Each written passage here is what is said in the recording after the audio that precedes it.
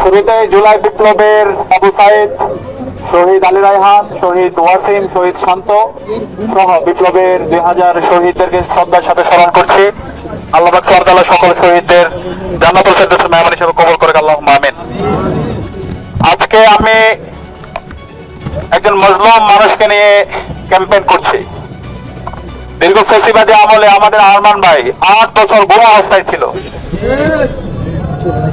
ইতিহাসের সবচেয়ে বড় জুলুম করা হয়েছে ওনার উপর এবং ওনার পরিবারের উপরে। আরমান ভাইয়ের শ্রদ্ধেয় পিতা,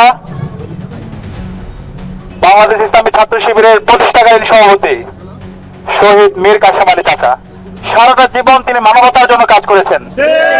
এই অঞ্চলের মানুষের মুক্তির লড়াইয়ের নেতৃত্ব দিয়েছেন। শহীদ মীর কাসেম আলী শুধুমাত্র বাংলাদেশের নেতা ছিল না, সারা বিশ্বের মুসলিম যুবকদের নেতা ছিলেন।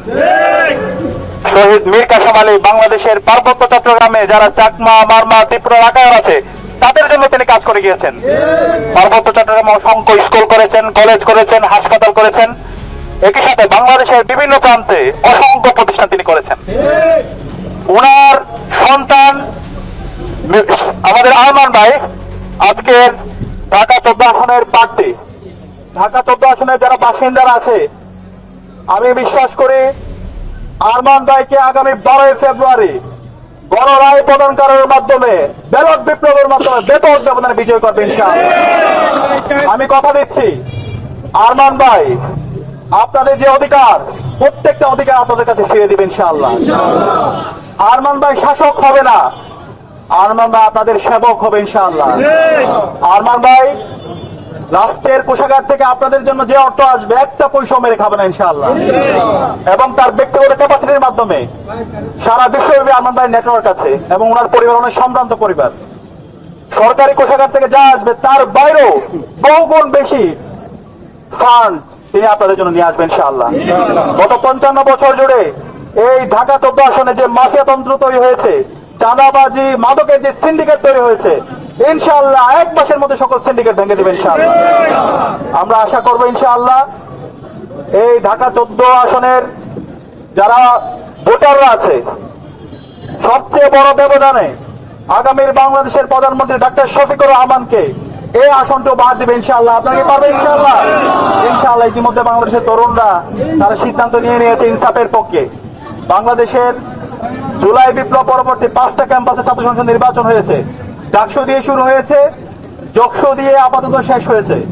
এই 5টি ক্যাম্পাসেই তরুণরা ইতিমধ্যে ইনসাফের পক্ষে অবস্থান নিয়েছে ইনশাআল্লাহ। সর্বশেষ যোগসুতে যে ফলাফল হয়েছে, আগামী 12 ফেব্রুয়ারি একই ফলাফল হবে ইনশাআল্লাহ। ইনসাফের কান্ডারে, ইনসাফের দায়িত্বশীল দাঁড়িপাল্লার কান্ডারে আরমান ভাই সহ বাংলাদেশে যারা 11 দলীয় জোটের প্রার্থী আছে তাদের ভূমিদল বিজয়ের মাধ্যমে আগামীর বাংলাদেশ হবে ইনসাফের বাংলাদেশ ইনশাআল্লাহ। আজকের এই পথসভায় যারা উপস্থিত হয়েছেন আমি তাদেরকে আন্তরিকভাবে ধন্যবাদ জানাচ্ছি। একই সাথে 12 ফেব্রুয়ারি পর্যন্ত আমাদেরকে সতর্ক থাকতে হবে। বিভিন্ন ধরনের ষড়যন্ত্র এবং চক্রান্ত হচ্ছে। শহীদ ওসমান হাদিকে যারা শহীদ করেছে, হত্যা করেছে, সেই ভারতীয় আধিপত্যবাদ শক্তি তারা আবার বিভিন্নভাবে ষড়যন্ত্র এবং চক্রান্ত করছে।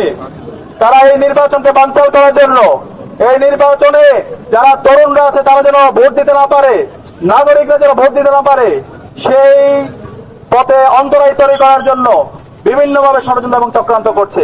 সেখানে তরুণ যারা আছে আমাদেরকে সতর্ক থাকতে হবে এবং আমরা হুঁশিয়ার করছি নির্বাচন কমিশনকে, অন্তর্বর্তীকালীন সরকারকে এবং রাজনৈতিক দলগুলোকে, কেউ যদি এই গণতান্ত্রিক ধারায় কেউ যদি আমাদেরকে বাধা তৈরি করে তাহলে আবার জোড়াই নেমে আসবে।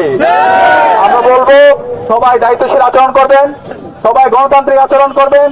ইনশাআল্লাহ আগামী 13 ফেব্রুয়ারি থেকে বাংলাদেশে ইনসাফ কায়েম হবে ইনশাআল্লাহ। সুস্থ ধারা রাজনীতির মাধ্যমেই যারাই নির্বাচিত হবে তারাই আগামীর বাংলাদেশ, তারাই নেতৃত্ব দেবে ইনশাআল্লাহ।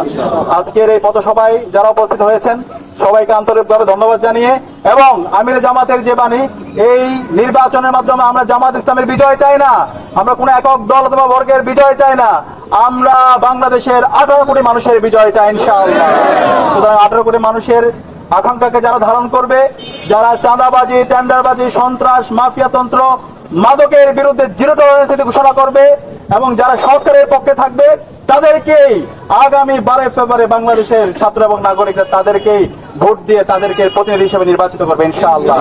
সর্বশেষ আমাদের প্রতিনিধি বাছাইয়ের পাশাপাশি এই নির্বাচনে আমাদের গণভোটে হায়ের পক্ষে আমাদেরকে ক্যাম্পেইন করতে হবে ইনশাআল্লাহ। ব্যাপক ব্যবধানে হা বিজয়ী হয়ে জুলাই শহীদদের আকাঙ্ক্ষার আলোকে আগামীর বাংলাদেশ বিনির্মাণ হবে ইনশাআল্লাহ। সবাইকে অসংখ্য ধন্যবাদ। আসসালামু আলাইকুম।